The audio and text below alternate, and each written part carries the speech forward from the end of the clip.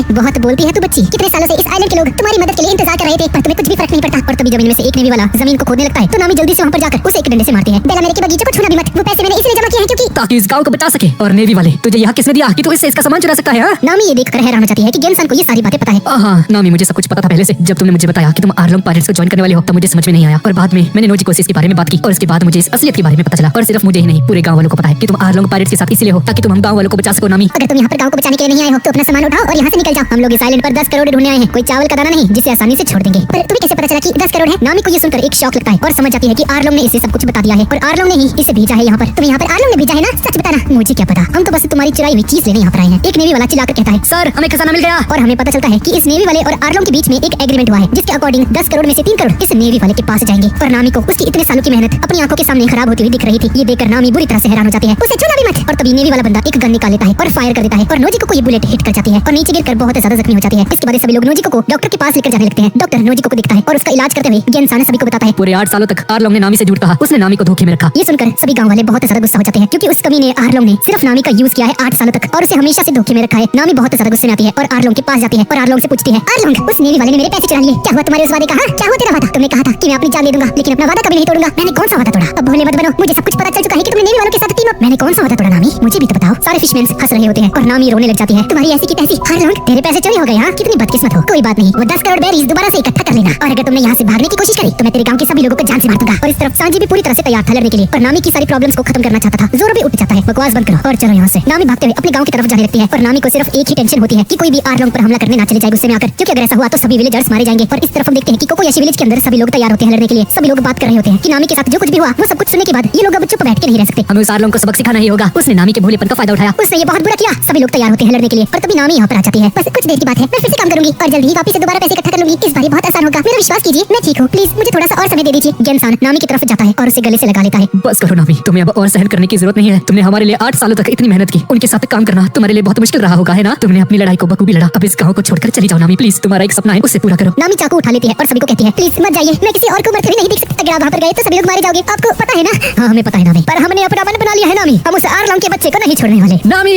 हमारे रास्ते से हट जाओ, सभी लोग चलो मेरे साथ। और गेंसान इन सभी विलेजर्स को लेकर यहाँ से जाने लगते हैं। नामी इस वक्त बहुत सारी चीजें सहन कर रही होती है। इसने बेला मेरे के मरने के बाद 8 साल तक जितनी भी मेहनत की थी वो सब कुछ अब खराब होने जा रहा था। क्या ये सभी लोग मारे जाएंगे? और अपने हाथ पर बने उस आर्लोंग पायरेट के टैटू को बहुत ध्यान से गुस्से में देख रही होती है और चाकू से उसे मिटाने की कोशिश करती है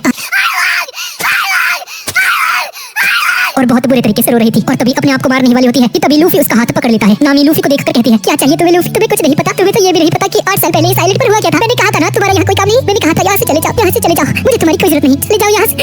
लूफी मेरी मदद करो। बस इतना ही सुनने की देर थी। लूफी अपनी टोपी नामी को पहनाता है और 2 कदम आगे बढ़कर कहता है, मैं तुम्हारी हेल्प जरूर करूंगा नामी। और इतना कहने के बाद लूफी आगे बढ़ने लगता है और यहाँ पर उस सब जोरो और सांजी सभी लोग खड़े हुए थे और जाने के लिए सभी लोग तैयार हो जाते हैं। चलो दोस्तों चलते हैं। और इस तरफ सभी विलेजर्स आर्लोंग गेट के पास पहुंच जाते हैं पर आर्लोंग के मेन गेट के ऊपर जॉनी और यूसाको खड़े होते हैं। जब हमें नामी के पास्ट के बारे में पता चला तो हम आर्लोंग को चैलेंज करने गए पर हम उससे बुरी तरीके से हार गए। मुझे माफ करना पर हम आप लोगों को अंदर जाने नहीं दे सकते। आप लोगों के जीतने के चांस 0% है। हम लोग उनके आने का इंतजार कर रहे हैं। किनके आने का इंतजार? हाँ वही लोग जिन पर मैं अपनी जिंदगी कुर्बान कर सकता हूँ। पूरे ईस्ट ब्लू की किस्मत बदलने आ चुके हैं। उन लोगों के चेहरे अपनी आंखों में बसा लीजिए। और फाइनली हम देखते हैं कि हमारे मेन 4 हीरो यहाँ पर आ चुके हैं आर्लोंग की बैंड बजाने के लिए। आर्लोंग पार्क के अंदर आर्लोंग चिल कर रहा होता है और तभी लूफी दीवार तोड़कर आर्लोंग के सामने आ जाता है और लूफी इन सभी से पूछता है, तुम सभी में से आर्लोंग कौन है? आर्लोंग? हाँ शायद मेरा ही नाम है। लूफी अपने हाथ को पीछे खींचता है और एक जोरदार मुक्का मार देता है आर्लोंग के मुंह पर। ये पंच बहुत ही ज्यादा खतरनाक था और आर्लोंग दूर जाकर गिरता है। ये देखकर सभी फिशरमैन हैरान हो जाते हैं और लूफी के दिमाग के अंदर वही सीन चल रहा था जब नामी आर्लोंग की वजह से रो रही थी। तेरी हिम्मत कैसे हुई? हाँ हमारी नेविगेटर को रुलाने की? ये देखकर सभी फिशरमैन लूफी पर हमला कर देते हैं पर सांजी यहाँ पर आकर सभी को एक ही बारी में हरा देता है। तभी उस भी यहाँ पर आ जाता है और जोरो भी। गांव के सभी लोग ये देखकर शॉक हो जाते हैं। काम इंसान ये कभी नहीं कर सकता। जॉनी और यूसाको कहते हैं कि अभी भी आपको लड़ना है। हाँ अगर आप इनके सामने गए तो बस लूफी और इन सभी के रास्ते में आओगे। पर आखिरकार वो लड़ क्यों रहे हैं हमारे लिए? क्योंकि उसने बड़ी बहन नामी को रुलाया है। आर्लोंग सिचुएशन को देखकर हंसने लगता है। आखिर तुम 4 जिंदी आदमी मेरा क्या कर लोगे? हाँ और हाची अपने मुंह से एक आवाज निकालता है जिसे देखकर गांव वाले शॉक हो जाते हैं। ऐसा लग रहा होता है कि जैसे ये बंदा किसी खतरनाक आदमी को बुला रहा है। जमीन हिलने लगती है। ये क्या चल रहा है? मोमो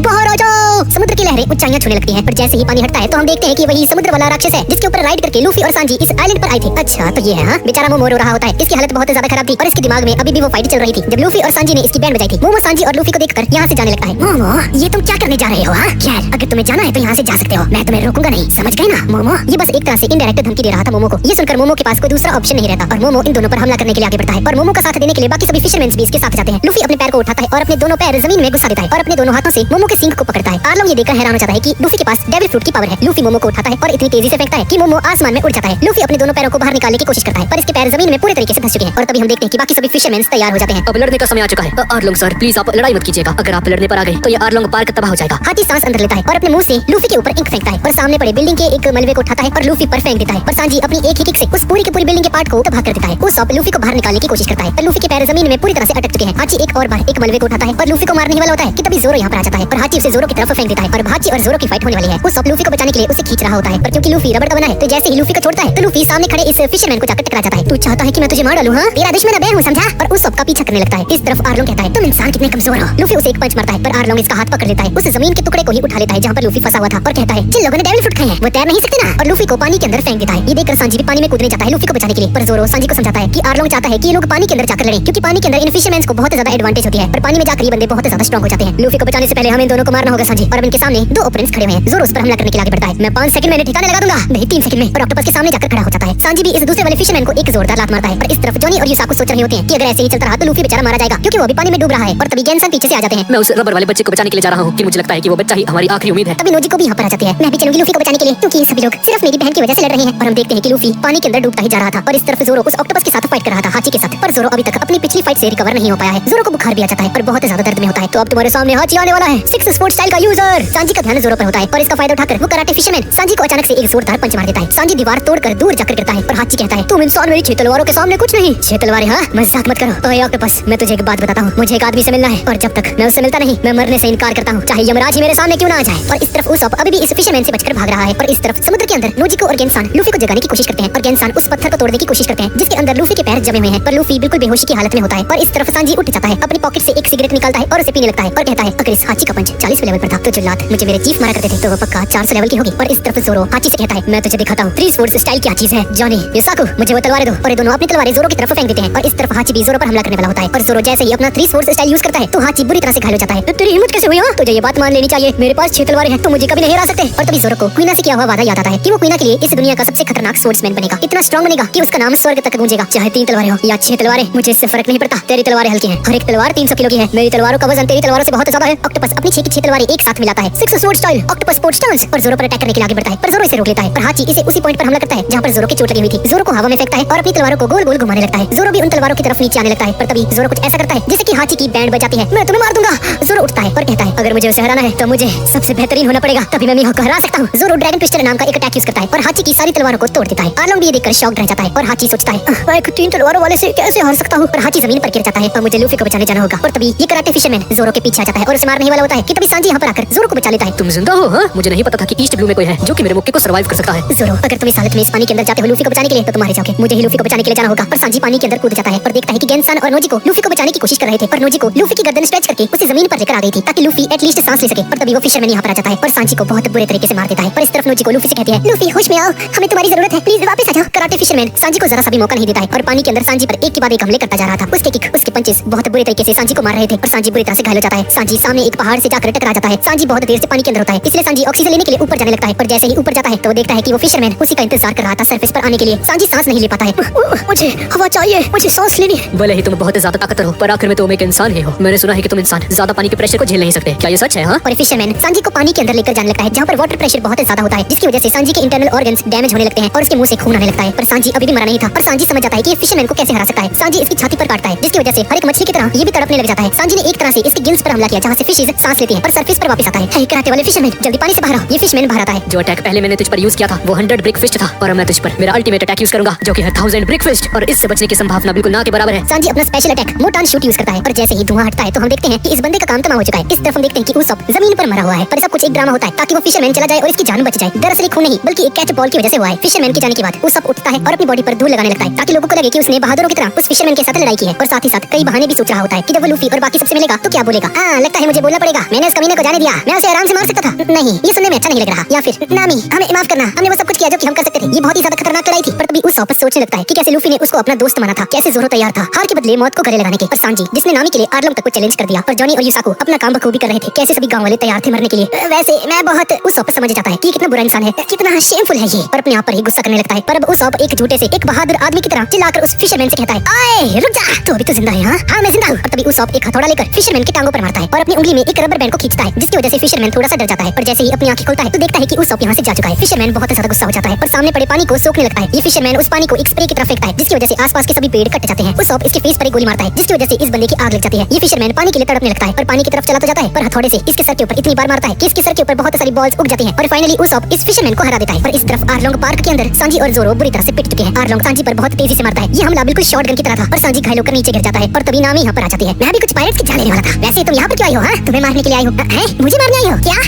मैं तुझे और तेरे गाँव वालों को नहीं मारूंगा पर तुझे हमेशा मेरे लिए काम करते रहना होगा। तो बता तू मेरी दोस्त है या फिर उनकी? नामी सोच में पड़ जाती है कि अगर इसने इस डील को एक्सेप्ट कर लिया तो लूफी और सभी विलेजर्स बच जाएंगे। और तभी नामी सभी गाँव वालों से कहती है मुझे माफ करना पर क्या आप सभी लोग मेरे साथ मरने के लिए तैयार हैं? बस इतना ही सुनने की देर थी और सभी गाँव वाले तैयार हो जाते हैं आर्लोंग से फाइट करने के लिए। इस तरफ पानी के अंदर नोची को लूफी की हेल्प कर रही होती है और फाइनली लूफी जिंदा हो जाता है। लूफी के मुंह से बहुत सारा पानी निकलने लग जाता है बिल्कुल किसी फाउंटेन की तरह। और इस तरफ जोरो आर्लोंग के साथ लड़ने के लिए तैयार हो जाता है ताकि उसे डिस्ट्रैक्ट करके सांजी उसकी जान बचाने के लिए पानी के अंदर जाए। 30 सेकंड है तुम्हारे पास, इससे ज्यादा मैं नहीं टिक पाऊंगा। जाओ और लूफी की मदद करो। 30 सेकंड बहुत ज्यादा है मेरे लिए। और सांजी ऐसा बोलकर पानी के अंदर कूद जाता है लूफी की हेल्प करने के लिए। जोरो अपनी तलवार लेकर आर्लोंग के सामने जाकर खड़ा हो जाता है। ये सब तो कुछ नहीं मेरे सामने आदि मछली। मैंने तुम्हें समझाया था ना इस नाम से मुझे दोबारा मत पुकारना। और इस तरफ लूफी फाइनली होश में आ जाता है। बच्चे क्या तुम ठीक हो? हाँ? आपके सर पे जो छतरी सी थी वो कहाँ गई? ताले तुझे अभी भी उसकी परवाह है? मैं तेरे बारे में पूछ रहा हूँ तो ठीक है कि नहीं है? ये क्या करते हैं? इस तरफ आर्लोंग और जोरो आमने सामने होते हैं पर तभी आर्लोंग पर कोई अंडे से हमला करता है और ये हमला किसी और ने नहीं बल्कि उसॉप ने किया होता है। आई नामी, मैंने इनमें से एक को हरा दिया जिसका मुंह कुछ ऐसा था। आर्लोंग ये सुनकर शॉक रह जाता है। क्या तुमने चू को हरा दिया? चू उस बंदे का नाम है जिसे उसॉप ने हराया था। और इसी बीच जोरो कहता है मैं तुम्हारी शान उस नाक को काटने वाला हूँ। जोरो आर्लोंग की नाक पर हमला करता है पर उसकी नाक टूट ही नहीं सकती है। इस तरफ हाची अपने होश में आ जाता है और सांजी के पीछे जाता है उसे रोकने के लिए। जोरो का ध्यान जैसे ही हाची पर जाता है तो आर्लोंग इस मौके का फायदा उठाकर अपनी नाक से उसकी छाती पर बहुत तेजी से हमला करता है और जोरो बुरी तरह से घायल हो जाता है। और इस तरफ सांजी पानी के अंदर फाइनली लूफी को देख लेता है। हाची भी पीछा करते हुए पीछे से आ रहा था और जब नोजी को हाची को देखती है तो हाची के सामने जाकर खड़ी हो जाती है और हाची ऑक्टोपस फ्रिटर फ्रेंजी नाम का एक अटैक यूज करता है और बहुत सारे पंचेस इस पर मारने ही वाला होता है कि तभी हम जोरो को देखते हैं। आर्लोंग जोरो को गले से पकड़ लेता है। जोरो पहले से ही बहुत ज्यादा जख्मी होता है और अब इसकी हालत बहुत ज्यादा खराब हो चुकी है। ये सारी बैंडेजेस लगा रखी है तुमने? हाँ, क्या तुम कहीं गिर गए थे? और सारी बैंडेजेस को हटा देता है और जैसे ही उन बैंडेजेस को हटाता है तो आर्लोंग बुरी तरह से शॉक हो जाता है। ये देखकर नामी भी हक्की बक्की रह जाते हैं। बैंडेज हटने की वजह से जोरो का बहुत सारा खून जमीन पर गिरने लगता है। इतनी सारी चोटों के बाद भी ये आदमी जिंदा कैसे है? हम जोरो की चेस्ट को देखते हैं जो कि बुरी तरह से जख्मी थी। मैं इस आदमी को जिंदा नहीं छोड़ सकता और जोरो को मारने ही वाला होता है पर तभी जोरो स्माइल करता है और कहता है अगर कोई इंसान हिले ना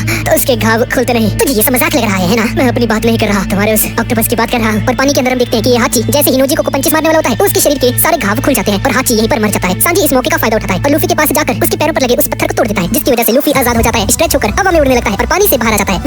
मैं वापस आ गया। ये देखकर नामी बहुत ज्यादा खुश हो जाती है और आर्लोंग बहुत ज्यादा गुस्सा। लूफी अपना हाथ बड़ा करके जोरो को पकड़ने की कोशिश करता है। लूफी जोरो को दूर फेंक देता है। अब जोरो हवा में होता है और लूफी आर्लोंग को अपने सर से मारता है और उसके बाद उस पर पंचेस मारने लगता है। आर्लोंग को इससे कुछ भी नहीं होता है। तुझ में और मुझ में क्या फर्क है? नाक का फर्क है शायद से। नहीं तो फिर जबड़ा होगा या फिर हाथों का आकार? नहीं, तुमने गलत कहा। हमारी स्पीशीज अलग है। और आर्लोंग लूफी का सर खाने के लिए उसकी तरफ आगे बढ़ता है। लूफी किसी तरह से बच जाता है पर आर्लोंग का जबड़ा एक पिलर पर जाकर लग जाता है। सभी को लग रहा होता है कि इस हमले की वजह से आर्लोंग के सारे दांत टूट जाएंगे पर उसकी जगह वो पूरा का पूरा पिलर ही टूट जाता है। चलो मैं तुम्हें दिखाता हूँ हम दोनों में असली फर्क क्या है। हाँ क्यों नहीं, मैं एक मछली से कभी नहीं हारने वाला। जोरो, सांजी, नामी और पूरे गांव वालों की नजर है इस फाइट के ऊपर क्योंकि इसी फाइट के ऊपर पूरे ईस्ट ब्लू का फ्यूचर डिपेंड करता है। तुम इंसान किसी काम के नहीं, यहाँ तक कि तुम एक पत्थर को अपने दांत से तोड़ भी नहीं सकते। लूफी सामने पड़े एक पत्थर को अपने पंच से तोड़ देता है। पत्थर को तोड़ने का सिर्फ एक तरीका नहीं होता है। लूफी सामने पड़ी तलवारों को उठाकर आर्लोंग पर मारने लगता है पर आर्लोंग बहुत आसानी से लूफी की एक तलवार को दूर फेंक देता है और दूसरी तलवार को अपने दांतों से ही तोड़ देता है। लेकिन फिर भी लूफी रुकता नहीं है और एक पंच मार देता है इसके चेहरे पर जिसकी वजह से आर्लोंग नीचे गिर जाता है और इसके सारे दांत टूट जाते हैं। हमें जानता हूँ मुझे तलवारें चलानी नहीं आती, मुझे नहीं पता समुद्र के अंदर कैसे सफर करते हैं, मुझे नहीं पता कि खाना कैसे बनाते हैं, मुझे नहीं पता कि झूठ कैसे बोलते हैं। भाई उस सबको झूठा कह रहा है और मैं मानता हूँ मैं इनकी मदद के बिना नहीं रह सकता। कमजोर, कितना कमजोर है तू। इस पूरी दुनिया में कुछ ऐसा काम है जो तू कर सकता है? हाँ मैं कर सकता हूँ, मैं तुझे हरा सकता हूँ। मैं एक शार्क हूँ और मेरे दांत बार बार आते रहते हैं और नए दांत पिछले वालों से ज्यादा मजबूत होते हैं। और हम देखते हैं कि आर्लोंग के दांत दोबारा से आने लगते हैं। आर्लोंग दोबारा से अपने दांतों को निकालता है और उसके दांत दोबारा से आ जाते हैं। आर्लोंग हंसता है और कहता है ऊपर वाले ने हमें ये काबिलियत दी है। अब शायद से तुझे पता चल रहा होगा कि तुझ में और मुझ में क्या फर्क है। आर्लोंग अपने दांतों को हाथ में लेता है और लूफी पर अटैक करने लगता है और अपने दांतों से लूफी को मारना शुरू कर देता है। पर तभी हम देखते हैं कि वो लूफी नहीं होता है। दरअसल लूफी ने एक फिशरमैन को एक कवच की तरह यूज करके खुद को बचा लिया होता है। ये देखकर आर्लोंग को बहुत ज्यादा गुस्सा आ जाता है। आर्लोंग दोबारा से अपने दांतों को अपने हाथ में लेता है और लूफी पर हमला करने जा रहा होता है कि तभी लूफी को एक आइडिया आता है। लूफी इसके जबड़े पर हमला करता है जिसकी वजह से इसके दांत बाहर निकल जाते हैं और हम देखते हैं कि लूफी ने आर्लोंग के दांत अपने दांतों की जगह लगा लिए हैं और कहता है मेरे पास भी अब तेरे जैसे दांत हैं। आर्लोंग को ये देखकर गुस्सा आ जाता है। आखिर क्या तक तेरा ये मजाक चलने वाला है? हाँ? और लूफी पर डायरेक्ट हमले कर देता है। एक के बाद एक लूफी पर हमले होते हैं। लूफी भी अपने दांतों का यूज करके आर्लोंग के कंधे पर हमला करता है। ये हमला तब कारगर होता है जब तुम्हारा जबड़ा ताकतवर हो और तुम्हारा जबड़ा उतना ताकतवर नहीं है। और ऐसा बोलकर आर्लोंग लूफी के हाथ के ऊपर बहुत तेजी से काटता है। लूफी दर्द से चिल्ला रहा होता है पर तभी अपनी लात को ऊपर उठाकर आर्लोंग को जमीन पर पटक देता है जिसकी वजह से उसके दांत खुल जाते हैं और लूफी आर्लोंग के जबड़े से अपनी बाजू को बाहर निकाल लेता है। लूफी और आर्लोंग दोनों जमीन के ऊपर पड़े होते हैं लेकिन आर्लोंग उठता है और हंसता है और जब लूफी उठता है तो देखता है कि आर्लोंग यहाँ से जा चुका है। लूफी का ध्यान पानी में जाता है और आर्लोंग पानी में ही था। एक बार में पानी में चला गया तो मेरी रफ्तार को टक्कर देने वाला कोई नहीं। आर्लोंग अचानक से पानी से बाहर निकलता है और इससे पहले कि लूफी कुछ समझ पाता लूफी जमीन के ऊपर गिर जाता है। आर्लोंग का ये हमला बहुत ज्यादा खतरनाक होता है पर आर्लोंग ऊपर जाकर खड़ा हो जाता है। वाह तुम मेरे वार से बच गए। हाँ मैं बहुत ज्यादा इंप्रेस्ड हूँ पर तुम जितनी बार बचोगे उतनी बार अपनी मौत को अपने सामने देखोगे। और आर्लोंग शार्क डार्ट्स का यूज करके लूफी पर हमला करता है। अपनी नाक का यूज करके लूफी को मारने की कोशिश करता है। लूफी बहुत मुश्किल से अपनी जान बचाता है पर आखिर में इसका हमला लूफी को लग ही जाता है और लूफी घायल हो जाता है। गांव के सभी लोग लूफी को छिप जाने के लिए कहते हैं अरे भैया लूफी यहाँ से भाग जाइए, लूफी वहाँ से भाग जाओ। पर लूफी कहता है नहीं मैं छिपना नहीं चाहता बल्कि मैं उसे पकड़कर उसकी नाक तोड़ना चाहता हूँ। ओए शार्क बाहर आ जा, मैं तुझे हराने वाला हूँ, तुझ में बहुत हिम्मत है। लूफी अपने बाईं हाथ की उंगलियों को खींचता है। गम गम शील्ड। आर्लोंग दोबारा से इस पर हमला करता है, लेकिन इस बार लूफी इसे पकड़ लेता है और ये दोनों बिल्डिंग से जाकर टकरा जाते हैं। लूफी नीचे गिरने लगता है और इस पर आर्लोंग हमला करने ही वाला होता है कि तभी लूफी अपनी उंगलियों का एक जाला तैयार करता है और इसका नाम है गम गम फिंगर नेट, जिसकी वजह से लूफी की उंगलियां एक जाले की तरह बन जाती हैं, जिसके अंदर आर्लोंग किसी मछली की तरह फंस जाता है और नीचे जमीन पर गिरने लगता है। पर इससे पहले कि जमीन पर नीचे गिरता, लूफी अपने पैरों को बड़ा करके आर्लोंग को एक जोरदार किक मारता है और आर्लोंग बुरी तरह से घायल हो जाता है और ऐसा लग रहा होता है कि ये बंदा मर चुका है, पर आर्लोंग मरा नहीं होता है। आर्लोंग बस मरने का नाटक कर रहा था और जैसे ही लूफी इसके करीब आता है, ये लूफी को गोल गोल घुमाकर इसे दूर फेंक देता है, पर इससे लूफी को जरा सी भी चोट नहीं लगती है। आर्लोंग एक दीवार के ऊपर पंच मारता है और अंदर से एक तलवार बाहर निकलता है। ये हथियार इतना ज्यादा खतरनाक था कि इसे देखने भर से ही लोगों की रूह कांप जाए। आर्लोंग अपनी तलवार को उठाता है और लूफी को मारने के लिए आगे बढ़ता है, पर लूफी उससे बचकर कमरे के अंदर चला जाता है। ये पूरा रूम नक्शों से भरा हुआ था और हमें पता चलता है कि ये कमरा किसी और का नहीं बल्कि नामी का है। ये सारे के सारे सी चार्ट्स और सारे मैप्स नामी ने बनाए हैं। ये नामी की 8 साल की मेहनत है। इसी वजह से नामी हमारे लिए बहुत ज्यादा जरूरी है और किसी भी हालत में हम नामी को नहीं खो सकते। नामी और मैं दोस्त है, समझे? नामी तेरी दोस्त नहीं है, वो हमारी नेविगेटर है। आर्लोंग लूफी का मजाक उड़ाता है और कहता है अगर नामी तुझ जैसे के लिए काम करेगी तो ये उसके हुनर की बेइज्जती होगी। लूफी उसकी बातों पर ध्यान नहीं देता और सामने पड़े एक पेन को दिखता है जिसके ऊपर खून लगा हुआ था। आर्लोंग अपनी तलवार को लूफी के गले के ऊपर रख देता है और कहता है इस पूरी दुनिया पर राज हम फिशरमैन्स का ही होगा और सबसे पहले हम लोग ईस्ट ब्लू पर कब्जा करेंगे। लूफी अभी भी उसी पेन को देख रहा होता है। क्या तू उस लड़की को हमारी तरह अच्छे से इस्तेमाल कर पाएगा? हाँ? ये सुनकर लूफी को बहुत ज्यादा गुस्सा आता है। उस पेन को नीचे रखता है और आर्लोंग के ब्लेड को पकड़कर तोड़ देता है। तूने उसका इस्तेमाल किया? हाँ? नामी कोई चीज नहीं जिसका तुम इस्तेमाल कर सकते हो। नामी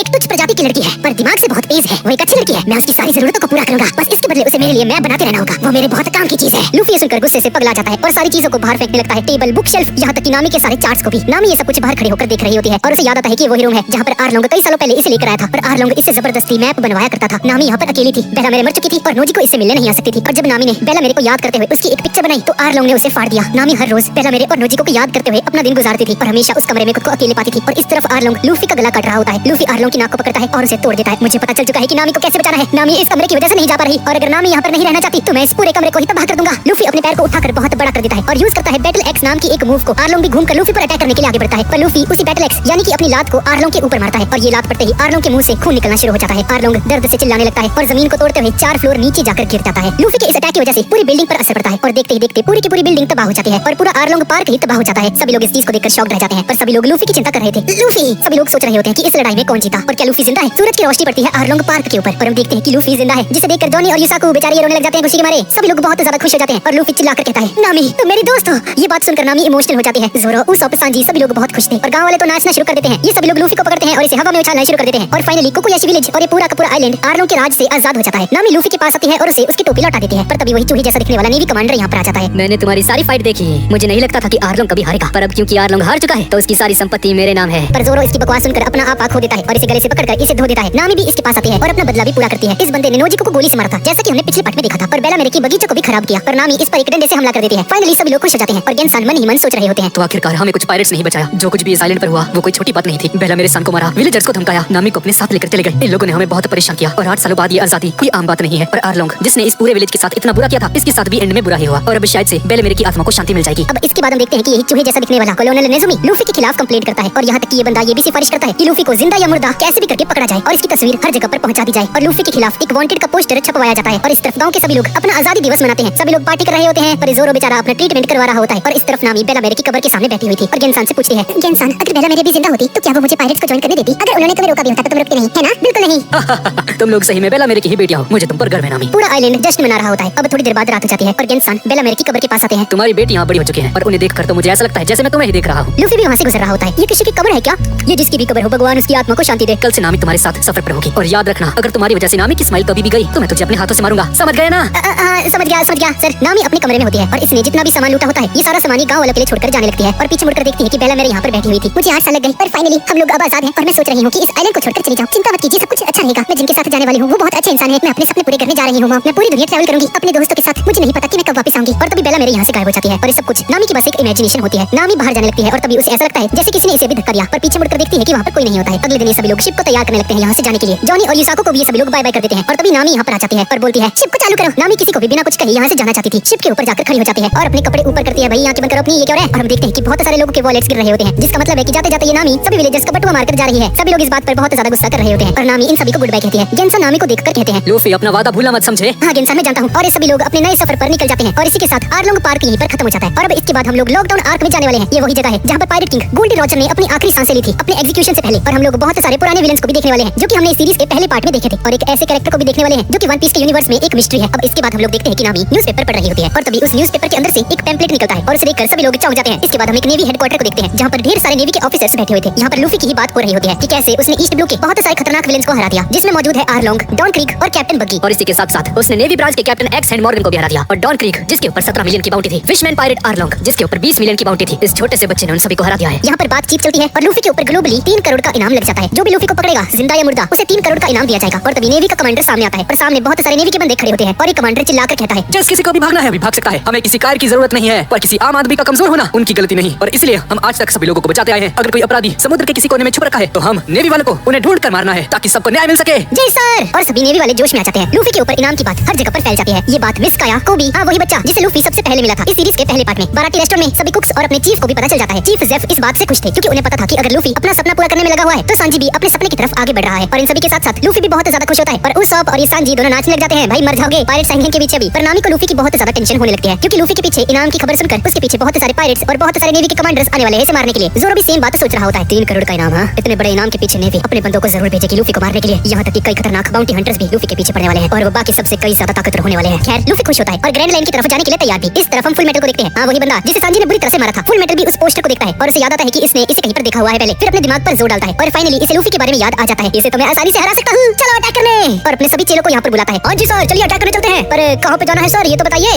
ये तो भी सोचा नहीं यार, कहाँ जाए, शायद उसी बाराती रेस्टोरेंट में। और तभी हम देखते हैं कि यहाँ से पास से ही लूफी की शिप गुजर रही होती है। फुल मेटल अपनी शिप को लूफी की शिप के पास लेकर आता है और फाइनली उसके सामने आ जाता है और लूफी को सरेंडर करने के लिए कहता है। और लूफी सरेंडर कर दे चुपचाप, ये देख तेरे ऊपर इनाम लगा है, Monkey D Luffy you are under arrest. अच्छा बेटे मुझे अरेस्ट करेगा है, आजा कोशिश कर ले। फुल मेटल ऑर्डर देता है लूफी की शिप के ऊपर कैनन बॉल फायर करने के लिए। लूफी भी तैयार होता है इसका सामना करने के लिए, लेकिन तभी जोरो यहाँ पर आ जाता है। इसको मैं संभालता हूँ लूफी। सामने से कैनन बॉल फायर होती है और जोरो अपनी तलवार से उस कैनन बॉल को बीच में से काट देता है और उसके 2 टुकड़े हो जाते हैं। ये देखकर लूफी उsopp और फुल मेटल सभी के सभी लोग हैरान हो जाते हैं और फुल मेटल के जो फट्टू नेवी वाले होते हैं सभी लोग डर कर यहाँ से भाग जाते हैं और ये बंदा भी पानी के अंदर जाकर कूद जाता है। अब इसके बाद हम एक आइलैंड को देखते हैं जहाँ पर 2 बंदे टेलीस्कोप का यूज करके आसपास की शिप्स के ऊपर नजर रख रहे थे और देखते हैं कि सामने से कोई आ रहा होता है। और जब वो ध्यान से देखते हैं तो ये कोई और नहीं बल्कि मीहॉक होता है। मीहॉक को देखकर ये लोग बुरी तरह से डर जाते हैं। थोड़ी देर बाद मीहॉक यहाँ पर उतर जाता है। हॉकाई तुम यहाँ पर क्यों आए हो? हाँ क्या चाहिए तुम्हें? शांत हो जाओ, मुझे तुमसे कोई मतलब नहीं। तुम्हारा लीडर कहाँ पर है? ऐसे आइलैंड पर रुकना, कितना लापरवाह आदमी है वो। इन सभी में से एक बंदा अपने बॉस के पास जाता है और बताने लगता है कि मीहॉक यहाँ पर आ चुका है, लेकिन उससे पहले ही मीहॉक यहाँ पर पहुंच जाता है और हम देखते हैं कि ये लीडर कोई और नहीं बल्कि शांक्स होता है। शांक्स वही बंदा है जिसने लूफी को अपनी हैट दी थी और शांक्स बहुत बैड तरीके से बैठा होता है। क्या ये तुम हो हॉकाई? ये ईद का चांद आज कैसे निकला? मैं अभी कुछ बेहतर महसूस नहीं कर पा रहा। क्या तुम मुझसे अभी लड़ने आए हो? नहीं, मेरा तुमसे लड़ने का कोई इरादा नहीं है और तुमने अपनी बाई बाजू भी खो दी है। हाँ मैंने एक दिलचस्प पायरेट को देखा था जिसके बारे में अक्सर तुम मुझे कहानियों में बताया करते थे। एक दिलचस्प लड़के की कहानी जो कि एक छोटे से गांव से आता है। मीहॉक लूफी के उस पोस्टर को शैंक्स को दिखाता है जिसे देखकर सभी लोग हैरान हो जाते हैं पर शैंक्स बहुत ज्यादा खुश भी होता है। आखिरकार लूफी तुमने ये कर ही दिखाया। हाँ अगर ऐसी ही बात है मीहॉक तो मैं तुम्हें ऐसे जाने नहीं दे सकता। और सामने पड़ी गिलास में बियर डालने लगता है और ये दोनों पार्टी शार्टी करने लग जाते हैं। ये बंदा मीहॉक को जूस पिलाने लगता है। अरे भाई शर्माओ मत, पियो पियो भाई। लूफी पर पड़े इस इनाम को देखकर शैंक्स तो बहुत ही ज्यादा खुश हो जाता है। इसके बाद हम गोइंग मैरी को देखते हैं यानी कि लूफी की शिप को। और यहाँ पर डिस्कशन चल रही होती है कि आखिरकार ये लोग ग्रैंड लाइन के बहुत ज्यादा पास पहुंच चुके हैं पर ग्रैंड लाइन तक जाने का सिर्फ एक ही रास्ता था जो कि था रिवर्स माउंटेन का। लूफी पूछता है अरे यार पर हम सीधे रास्ते से क्यों नहीं जा सकते? जहाँ तक मैंने चीफ से सुना था वही एक रास्ता है ग्रैंड लाइन तक जाने का। लूफी अच्छा अगर ऐसी ही बात है तो पास ही के किसी आइलैंड से मीट उठा लेते भाई, भूख लगने वाली है। हाँ पास में ही एक आइलैंड है जिसके अंदर एक मशहूर शहर है जिसका नाम है लॉकडाउन। क्या ये मीट के लिए फेमस है? नहीं लूफी ये वही जगह है जहाँ पर गोल्डी रॉजर ने जन्म लिया था पर मारा भी गया। लूफी ये बात सुनकर थोड़ा सा सीरियस हो जाता है। तो क्या तुम जाना चाहते हो? हाँ मुझे जाना है नामी, मैं उस जगह को देखना चाहता हूँ जहाँ पर उस आदमी ने जन्म लिया था जिसने इस दुनिया में वो हर एक चीज पाली थी जो कि दुनिया के पास देने को थी। अब इसके बाद हम एक लड़की को देखते हैं जिसके पास लूफी का वांटेड पोस्टर होता है और उसे देखकर स्माइल कर रही होती है। और बहुत टाइम बाद हम कैप्टन बग्गी को देखते हैं और ये बंदा अपने चाचा के साथ होता है। और गाइस ये वही बंदा है जिसे हमने पिछले पार्ट में देखा था उसी आइलैंड पर रहने वाला। एक सेकंड गाइस इसका नाम क्या था? सर्च कर लेता जरा। हाँ इस बंदे का नाम है गाइमॉन और ये दोनों अपनी दुख दर्द पीड़ा एक दूसरे को सुना रहे होते हैं। और इसके बाद इन दोनों के जाने का समय आ जाता है। बग्गी यहाँ से जाने लगता है पर थोड़ी आगे चलकर एक सी मॉन्स्टर कैप्टन बग्गी पर हमला कर देता है जिसकी वजह से इसकी छोटी सी नाव टूट जाती है। और जब दोबारा उस पर हमला करने वाला होता है तभी इस सी मॉन्स्टर के सर के ऊपर कोई गोली मार देता है। और जब बग्गी पीछे मुड़कर देखता है तो देखता है कि पीछे एक खूबसूरत सी लड़की खड़ी हुई है। कितनी खूबसूरत हो तुम, मेरी जान बचाने के लिए तुम्हारा शुक्रिया। ये लड़की इससे पूछती है तुम बग्गी द क्लाउन हो ना? हाँ लेकिन तुम कौन हो? हाँ तुम्हें ये जानने की जरूरत नहीं है। क्या तुम इस आदमी को जानते हो? और इस लड़की के हाथ में लूफी का वांटेड पोस्टर होता है और ये वही लड़की है जिसके बारे में हमने अभी थोड़ी देर पहले बात की थी। हाँ मैं जानता हूँ इसे, मुझे तो इससे अपना बदला लेना है। और लूफी को मारने के लिए ये दोनों हाथ मिला लेते हैं और हम इसकी बोट को देखते हैं जो कि दिल शेप में होती है। अब इसके बाद दोनों एक आइलैंड पर पहुंच जाते हैं जहाँ पर कैप्टन बग्गी अपने दोस्तों को देखता है, मोजी और काबाजी को। और इन दोनों की हालत बहुत ज्यादा खराब होती है। कैप्टन बग्गी इन दोनों से पूछता है मोजी काबाजी तुम्हारी ये हालत किसने की? हाँ और ये दोनों बताते हैं कि यहाँ पर रहने वाली एक ट्राइब ने इनकी ऐसी हालत कर दी है और इन सभी ने बाकी सबको भी पकड़ा हुआ है। और यहाँ पर बग्गी के बाकी सारे बॉडी पार्ट्स भी होते हैं। जैसा कि हम लोग जानते हैं ये बंदा अपने बॉडी पार्ट्स को अलग कर सकता है क्योंकि इसने एक डेविल फ्रूट खा लिया था। और बग्गी अपने सारे के सारे बॉडी पार्ट्स को वापस बुलाता है और वापस से बड़ा बन जाता है। बग्गी को देखकर बाकी सभी पायरेट्स को भी बहुत ज्यादा कॉन्फिडेंस आ जाता है और उस ट्राइब के सभी लोगों को मार देते हैं। और अब कैप्टन बग्गी के साथ वापस से उसकी पूरी टीम जुड़ चुकी है और अब इसके साथ ही लड़की भी है। और इस तरफ हम जोरो को देखते हैं। मुझे सामने एक आइलैंड दिख रहा है। हाँ यही है लॉकडाउन। अच्छा तो यही वो आइलैंड है हाँ जहाँ गोल्डी रॉजर ने जन्म लिया। अब थोड़ी देर बाद ये लोग लॉकडाउन में पहुंच जाते हैं। उsopp अपने लिए एक गुलेल खरीदने वाला है, सांजी खाने पीने का सामान, जोरो अपने लिए नई तलवारें और नामी अपने लिए नए कपड़े। लेकिन अपना लूफी गोल्डी रॉजर के एग्जीक्यूशन पॉइंट को देखना चाहता है, वही जगह जहाँ पर उसे मारा गया। और लूफी पूरी एक्साइटमेंट के साथ एग्जीक्यूशन पॉइंट ढूंढने लगता है। और इस तरफ हम लॉकडाउन के नेवी हेडक्वार्टर्स को देखते हैं जहाँ पर एक बंदा भागते भागते आता है। कैप्टन स्मोकर हेडक्वार्टर से एक मैसेज आया है, उन्हें पता चला है कि मंकी डी लूफी यहाँ पर आने वाला है और लूफी कोई आम पायरेट नहीं है, उसके ऊपर 3 करोड़ का इनाम है।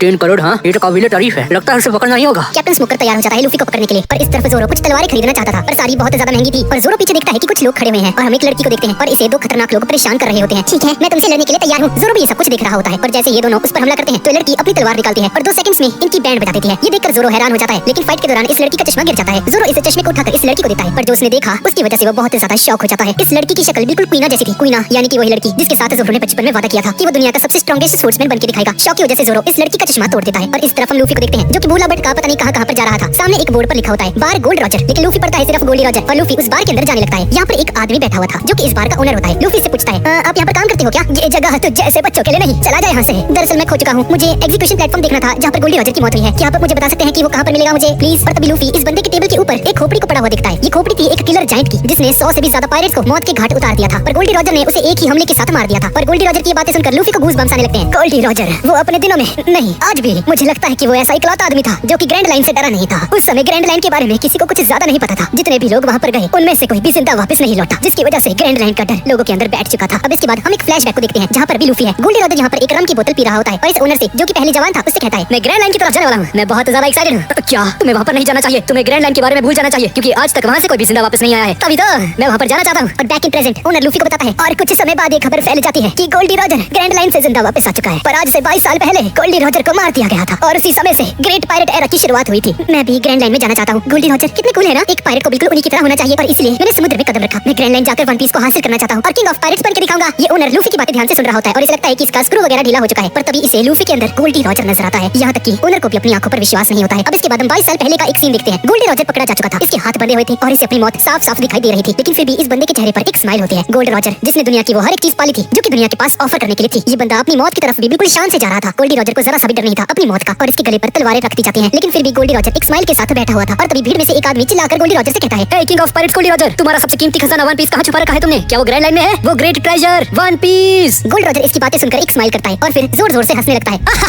मेरा खजाना? हाँ, अगर तुम्हें चाहिए तो तुम रख सकते हो, ढूंढ लो उसे। मैंने दुनिया की हर एक चीज उसमें रखी हुई है जो कि दुनिया के पास देने के लिए थी। और तभी गोल्डी रॉजर को मार दिया जाता है। इसकी छाती के अंदर 2 तलवारें घुसा दी जाती हैं, पर अपनी मौत के दौरान भी इस बंदे के चेहरे पर एक स्माइल होती है। इसके बाद हम वापस से प्रेजेंट में आ जाते हैं और लूफी उसी जगह पर पहुंच जाता है जहाँ पर गोल्डी रॉजर की मौत हुई थी। लूफी उसे टावर के ऊपर चढ़ने की कोशिश करता है, पर तभी कैप्टन स्मोकर यहाँ पर आ जाता है और लूफी को बुलाता है। क्या चाहिए भाई तुम्हें? देखता नहीं तुम्हें कितना बिजी हूं मैं अभी। तू वही है ना जिस पर पूरे ईस्ट ब्लू में सबसे ज्यादा बड़ा इनाम लगा है? हाँ मैं लूफी हूँ, तुम्हें चाहिए क्या कुछ? मेरा नाम है कैप्टन स्मोकर और मैं यहाँ की नेवी का कैप्टन हूँ। मैं इस लॉकडाउन का इंचार्ज हूँ और मैं अभी इसी वक्त तुम्हें हिरासत में लेता हूँ। क्या अरेस्ट? भूल जा भाई इसके बारे में। मैं अब ग्रैंड लाइन जाने वाला हूँ और किंग ऑफ पायरेट्स भी बनने वाला हूँ। लगता है मुझे तुझे हराना होगा। अच्छा तू मुझे हराएगा? हाँ, इससे पहले मैं ही तुझे हरा देता हूँ। गम गम पिस्टल। लूफी उस पर हमला कर देता है, लेकिन चेन स्मोकर लूफी के मुंह पर एक जोरदार पंच मार देता है। लूफी इस पर किक मारता है पर स्मोकर को ये अटैक नहीं लगता और लूफी गोल गोल घूमकर दूर जाकर गिरता है और वहीं पे ये बंदा सो जाता है। सही है भैया, कहीं भी सो जाता है बंदा। इसके बाद हम जोरो और उसी लड़की को देखते हैं जिसका जोरो ने चश्मा तोड़ दिया था और लड़की अभी भी जोरो को ताने मार रही थी। मैंने कहा ना मैं उसके पैसे तुम्हें दे दूंगा। हाँ मुझे तुमसे पैसे नहीं चाहिए, तुम्हें देखकर तो मुझे चिंता होती है। तुम्हारी आंखों के नीचे रिंकल्स आ चुके हैं, ऐसा लगता है कि जैसे तुम हफ्तों से नहीं सोए हो। क्या तुम्हारी मॉम बीमार है या तुम्हारी बीवी किसी के साथ भाग गई? तुम्हारे 5 बच्चों के साथ तुम्हें छोड़कर? चलो मैं और नहीं पूछूंगी तुमसे, तुम्हें दर्द होगा। भाई क्या कर रही है लड़की है? मेरे साथ आओ। ये लड़की जोरो को नेवी के ऑफिस के अंदर लेकर जाती है जहाँ पर लड़की जोरो को सफाई करने का काम दे देती है और इसके हाथ में पकड़ा देती है एक झाड़ू और एक पानी की बकेट। अगर तुम नेवी के लिए काम करते रहे तो तुम कभी भी भूखे नहीं मरोगे। और जोरो फ्लोर को साफ करने लगता है और साथ ही साथ 2 नेवी वाले बंदों को भी, जिन्हें पता लग चुका था कि ये बंदा जोरो है, ईस्ट ब्लू का सबसे खतरनाक स्वर्ड्समैन। जोरो यहाँ से चला जाता है एक तलवारों की दुकान पर। मेरे पास 1 लाख रुपए हैं और मुझे 2 तलवारें चाहिए। एक स्वord की 50,000। हाँ इतने में तो कोई पुरानी सी तलवार ही आएगी। उसकी नजर जोरो की तलवार के ऊपर जाती है। एक मिनट, ये दिखाना मुझे जरा। और जैसे ही जोरो की तलवार को खोलता है तो ये बंदा हैरान रह जाता है क्योंकि जोरो की तलवार कोई मामूली तलवार नहीं थी, ये एक लेजेंडरी स्वॉर्ड होती है। और ये बंदा जोरो को चूना लगाने की कोशिश करता है और इस लेजेंडरी स्वॉर्ड को बहुत कम दामों पर खरीदने की कोशिश करता है। पर तभी वही लड़की यहाँ पर आ जाती है। ये लड़की यहाँ पर अपनी तलवार लेने आई थी, पर जैसे ही लड़की जोरो की तलवार देखती है, ये तो 21 ओवरसमर स्वॉर्ड्स में से एक है, इसकी कीमत 1 करोड़ से कम तो नहीं होगी। ये सुनकर ये दुकानदार गुस्सा हो जाता है और जोरो से कहता है सामने कुछ तलवारें पड़ी हैं, सभी की सभी 50,000 की हैं, जो चाहिए वो ले लो। जोरो वहाँ पर जाता है, एक तलवार उठाता है और लड़की अपनी डायरी में देखकर बताती है जैसे कि मैंने सोचा था, ये तो एक और लेजेंडरी स्वॉर्ड है, काइटेत्सु हार्ड, एक बहुत ही शानदार तलवार है। पर ओनर उस तलवार को बेचने से मना कर देता है। नहीं मैं इसे नहीं बेच सकता, ये एक शराबी तलवार है ना।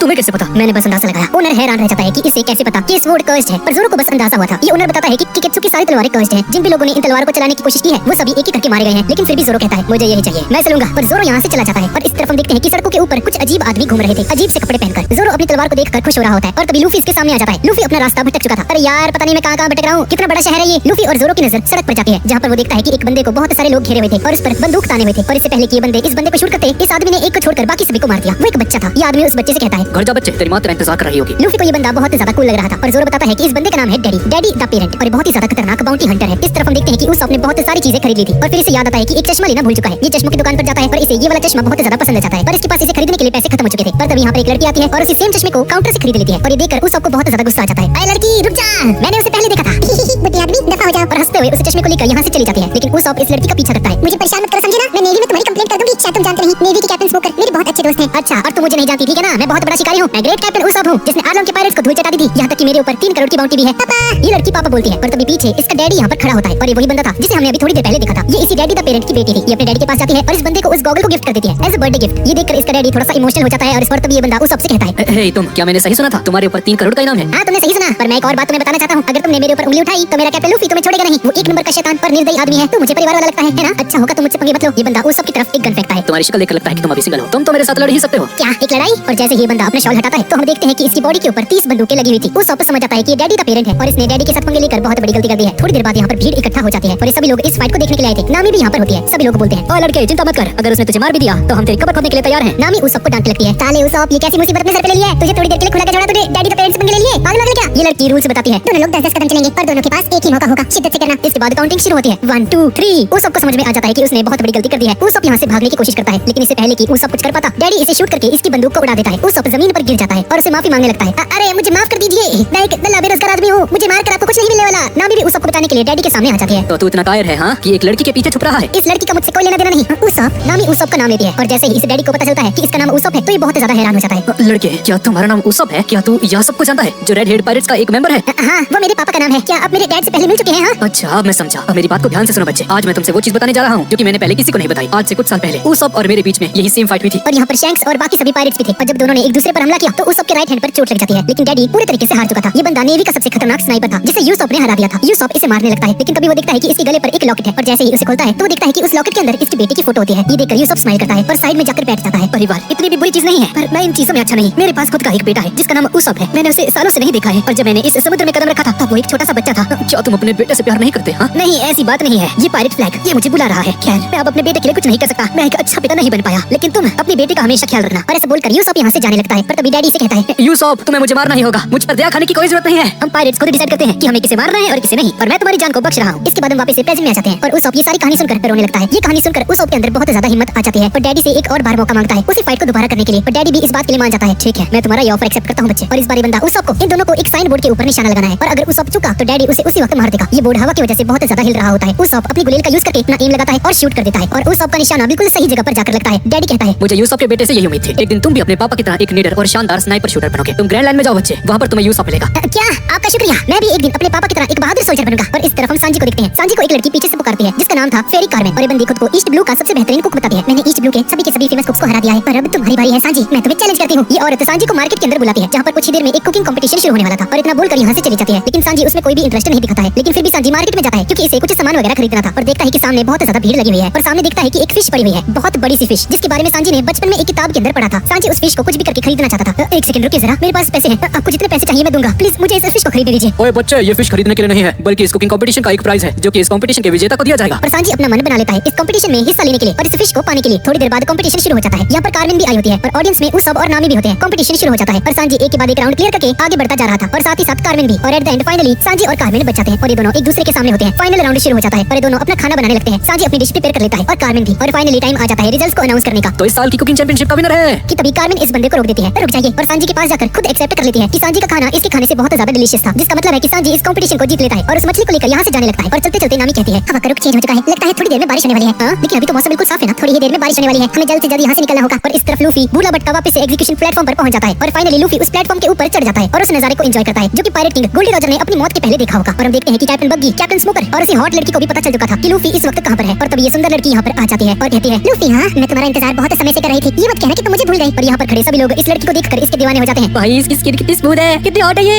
लूफी कहता है, भाई कौन है तू, मैं तुझे नहीं जानता। है कौन तू? है तुम मुझे नहीं जानते, लेकिन मैं तुम्हें कभी नहीं भूल सकती क्योंकि तू पहला आदमी था जिसने मुझ पर हमला किया था। दुनिया में ऐसा कोई नहीं जो कि मेरे बदन पर फिदा ना हो जाए। और अपनी इसी सुंदरता का यूज करके लूफी मैं तुझे अपना दीवाना बना लूंगी। ए चुप कर जाए, ज्यादा बोल रही है तो ठीक है ना, मैं पहले से कमिटेड हूं किसी के साथ। आखिर तू है कौन? सुंदर लड़की एल्विडा। क्या एल्विडा? वो तो मोटी थी। दरअसल लूफी उसी एल्विडा की बात कर रहा है जिसकी हमने सीरीज के पहले पार्ट में देखा था। लेडी एल्विडा वही मोटी, ये लड़की बिल्कुल पतली हो चुकी है और एकदम हॉट लड़की बन चुकी है। मैंने स्मूथ स्मूथ नाम का एक डेविल फ्रूट खाया है जिसकी वजह से मेरा शरीर पूरी तरह से बदल गया और मैं बहुत ज्यादा हॉट बन गई। उस डेविल फ्रूट को खाकर मेरी बॉडी बहुत ज्यादा स्मूथ हो चुकी है जिसकी वजह से मुझ पर किए हुए सभी अटैक्स भी चल जाते हैं और मुझे कोई भी डैमेज नहीं करते। और तभी वही अजीब से लोग यहाँ पर आ जाते हैं और जैसे ही अपना कवर हटाते हैं तो हम देखते हैं कि ये कोई और नहीं बल्कि कैप्टन बग्गी और उसके सभी साथी होते हैं। बग्गी कहता है, हमारे साथ जो भी हुआ मैं वो नहीं भूलने वाला। और लूफी, मैं तुमसे मेरी बेइज्जती का बदला लेकर रहूंगा। वैसे तेरा नाम क्या था भाई? बॉगी नहीं, बूगी था ना? नहीं ये नहीं था। अरे हाँ, तुम्हारा नाम तो बफून है। कैप्टन बग्गी को सुनकर बहुत ज्यादा गुस्सा आ जाता है। बफून पागल है क्या? और जब ऑडियंस में सभी लोगों को पता चलता है कि ये बग्गी द क्लाउन है तो यहाँ पर अफरा तफरी मच जाती है और सभी लोग अपनी जान बचाकर यहाँ से भागने लगते हैं। कैप्टन बग्गी अपने साथियों को ऑर्डर देता है कि सभी लोगों को कंट्रोल में रखे और फाइनली लूफी को इसका असली नाम याद आ जाता है। अरे हाँ, कैप्टन बग्गी, ओके ठीक है, लेकिन इससे पहले कि कुछ हो पाता तभी काबाजी यहाँ पर आकर लूफी को पकड़ लेता है। लूफी जरा सा भी नहीं हिल पाता है और लूफी को एक एग्जीक्यूशन डिवाइस के अंदर फंसा देता है और नामी रियलाइज करती है एटमॉस्फेयर प्रेशर बहुत एबनॉर्मली गिर रहा है और एक जोरदार तूफान इस आइलैंड पर आने वाला है। जल्दी करो, हमें अपनी शिप के पास वापस जाना होगा वरना हम बहुत बड़ी मुसीबत में पड़ जाएंगे। और तभी जोरो भी यहाँ पर आ जाता है और गांव के सभी लोग एग्जीक्यूशन प्लेटफॉर्म की तरफ जाने लगते हैं क्योंकि सभी को पता चल चुका था कि कैप्टन बग्गी स्ट्रॉ हैट लूफी को मारने वाला है और लूफी को एग्जीक्यूट किया जाने वाला है। ये बात सुनकर जोरो, लूफी और नामी जल्दी से एग्जीक्यूशन प्लेटफॉर्म की तरफ आगे बढ़ने लगते हैं लूफी को बचाने के लिए। कैप्टन स्मोकर भी ये सब कुछ देख रहा होता है और मौसम लगातार खराब होने लगता है। आसमान काले बादलों से ढक जाता है और इस तरफ कैप्टन बग्गी के पायरेट्स जश्न मना रहे होते हैं क्योंकि फाइनली लूफी को मारने वाले हैं। लूफी कहता है मैं अपनी जिंदगी में पहली बार एक एग्जीक्यूशन देखने वाला हूँ। बेवकूफ, हम तुझे ही मारने वाले हैं। क्या मजाक करना बंद कर भाई, अबे मुझे क्यों मार रहे हो? तू मजाक करना बंद कर, समझा ना, क्योंकि अब तुझे हम मारने वाले हैं। तेरे कुछ आखिरी शब्द वगैरह है क्या? कुछ है तो बोल सकता है। और लूफी चिल्लाकर कहता है मैं वही हूँ जो कि बाद में जाकर किंग ऑफ पायरेट्स बनेगा। और लूफी की ये बात सुनकर टाउन के सभी लोग हैरान रह जाते हैं क्योंकि लूफी उसी जगह पर किंग ऑफ पायरेट्स बनने की बात कर रहा था जहाँ पर किंग ऑफ पायरेट्स को मारा गया था। बग्गी अपनी तलवार निकाल लेता है और लूफी को मारने के लिए आगे बढ़ता है कि तभी पीछे से आवाज आती है रुक जा। और जोरो और सांजी यहाँ पर आ जाते हैं। जोरो, सांजी बचा लो भाई यार, ये बग्गी मुझे मारने वाला है। जोरो और सांजी लूफी को बचाने के लिए आगे बढ़ते हैं पर तभी बग्गी के पायरेट्स इन पर हमला करना शुरू कर देते हैं। लेकिन फिर भी जोरो और सांजी सभी को एक एक करके मारने लगते हैं। लेकिन बग्गी अपनी तलवार को उठाता है और तभी लूफी जोरो और सांजी को कहता है सांजी,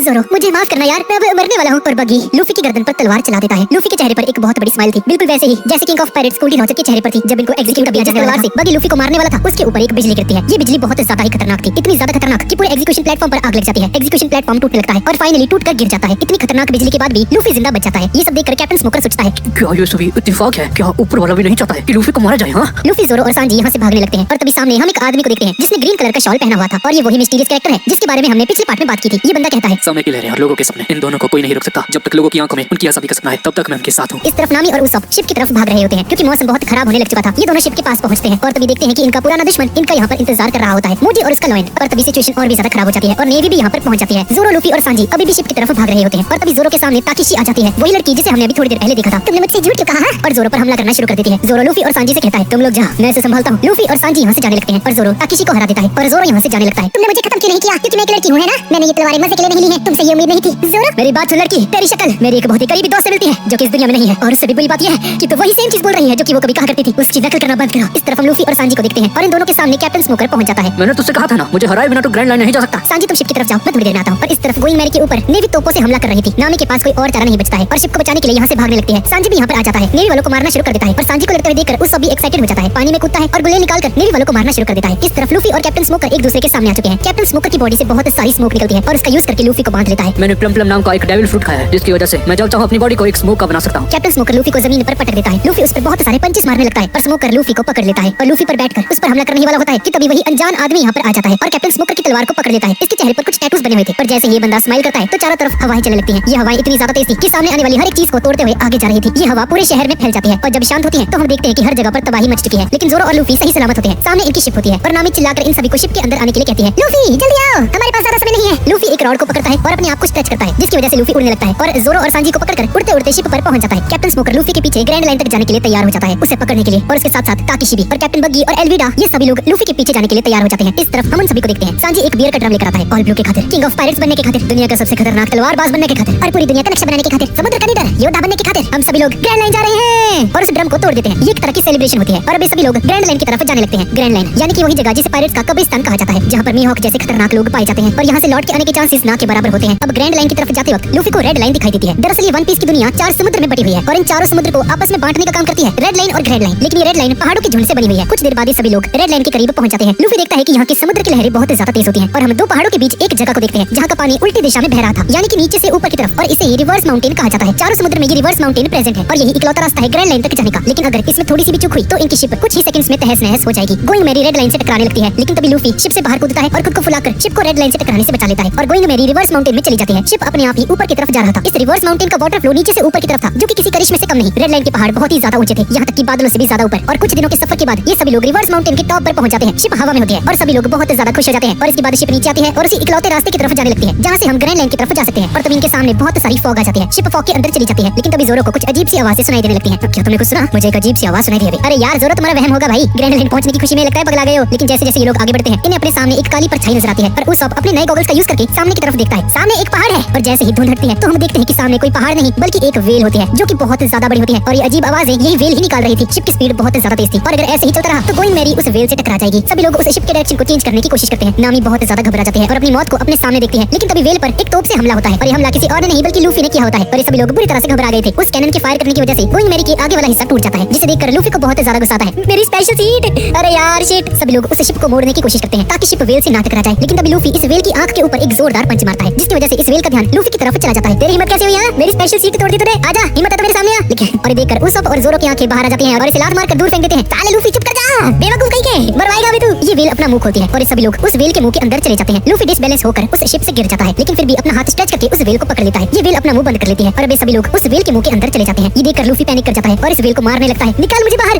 निकाल। और लूफी देखता है कि इस वेल के ऊपर एक दरवाजा बना होता है और ये वेल पानी के अंदर चली जाती है। हम इन पांचों को देखते हैं जो कि इस वक्त अभी वेल के मुंह के अंदर आ चुके हैं। हम देखते हैं कि ऊपर नॉर्मल आसमान होता है और सामने एक छोटा सा घर बना हुआ था, लेकिन तभी इन पर एक सी मॉन्स्टर का हमला होता है। ये देखकर सभी लोग डर जाते हैं, लेकिन तभी इस घर के अंदर से 3 क्रॉस बोस बाहर निकलते हैं और इस सी मॉन्स्टर के जाकर लगते हैं और सी मॉन्स्टर वहीं पर घायल हो जाता है। और हम देखते हैं कि इस घर के अंदर से एक खतरनाक से दिखने वाला आदमी बाहर निकलता है। सबकी निगाहें उस बंदे की तरफ थी और इस बंदे ने इस बड़ी सी मॉन्स्टर को अकेले ही मार गिराया है। ये तिरछी नजरों से सांजी को दिखता है, सांजी उसे दिखता है। ये दोनों एक दूसरे को घूरने लगते हैं। इस बूढ़े आदमी की आंखों में बहुत ज्यादा गुस्सा होता है। ऐसा लग रहा होता है कि जैसे ये सांजी को अभी जान से मार ही डालेगा, पर ये बंदा कुछ नहीं करता और सामने कुर्सी पर बैठकर न्यूज़पेपर पढ़ने लगता है। भाई वेल के मुंह में न्यूज़पेपर क्या कर रहा है? सांजी देखकर बहुत ज्यादा गुस्सा आ जाता है। साले ये क्या बात हुई, कुछ तो बोले, अगर तुझे लड़ना है तो हम लोग तैयार हैं। ये बंदा उस सबको देखता है और इसकी आंखों में फिर से गुस्सा भर जाता है। अच्छा होगा कि अगर तुम इसके बारे में सोचो भी मत, वरना तुम मारे जाओगे। इसका गुस्सा देखकर उस सब और नामी बुरी तरह से डर जाते हैं और एक दूसरे को पकड़ लेते हैं। कौन मरने वाला है? मैं मरने वाला। तू साले तेरा मजाक ज्यादा नहीं हो रहा है? सांजी शांत हो जाओ, मैं इससे बात करता हूं। ओए बूढ़े आदमी, हम लोग कहां पर हैं और तू कौन है? मेरा नाम क्रॉकस है, 71 सालों का एक नौजवान बुड्ढा और मेरा ब्लड ग्रुप AB पॉजिटिव है। जोरो को देखकर बहुत गुस्सा आता है। भाई इसे काट दो क्या? मैं है इसका ज्यादा नहीं हो रहा। अब तुम लोग पूछ रहे थे ना कि तुम अभी कहां पर हो? तुम लोग अभी एक वेल के पेट के अंदर हो। अबे ओ चुप कर जा, ठीक है ना? हम एक वेल के पेट के अंदर कैसे सकते हैं? कुछ भी बोल रहा है तू। ये सुनकर क्रॉकस इसे कहता है, अगर तुम्हें यहाँ से बाहर जाना है तो उस दरवाजे से यहाँ से बाहर जा सकते हो।